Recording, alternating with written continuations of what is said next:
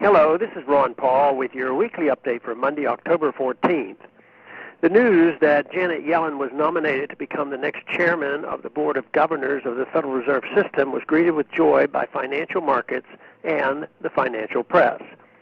Wall Street saw Yellen's nomination as a harbinger of continued easy money. Contrast this with the hand-wringing that took place when Larry Summers' name was still in the running.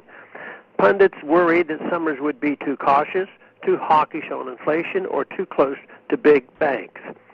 The reality is that there wouldn't have been a dime's worth of difference between Yellen's and Summers' monetary policy. No matter who is at the top, the conduct of monetary policy will be largely unchanged. Large-scale money printing to bail out big banks. There may be some fiddling around the edges, but any monetary policy changes will be in style only, not in substance. Yellen, like Bernanke, Summers, and everyone else within the Fed's orbit, believes in Keynesian economics. To economists of Yellen's persuasion, the solution of recession is to stimulate spending by creating more money.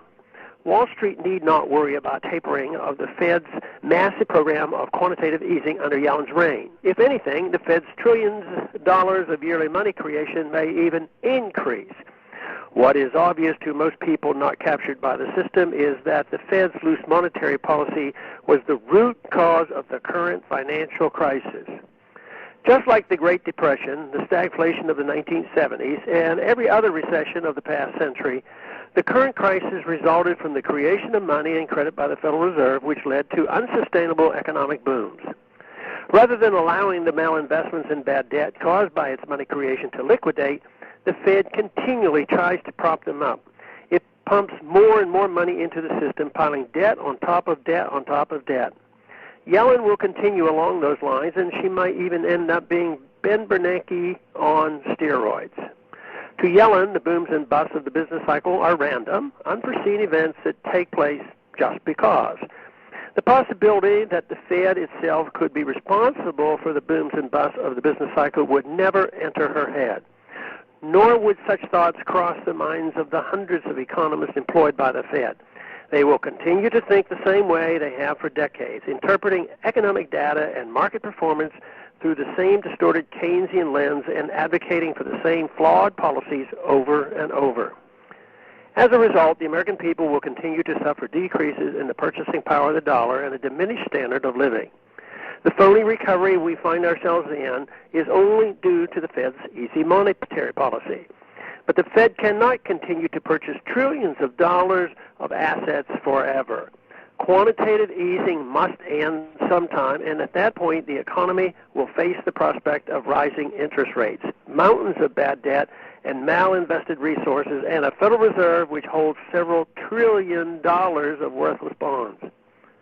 The future of the U.S. economy with Chairman Yellen at the helm is grim indeed, which provides all the more reason to end our system of central economic planning by getting rid of the Federal Reserve entirely.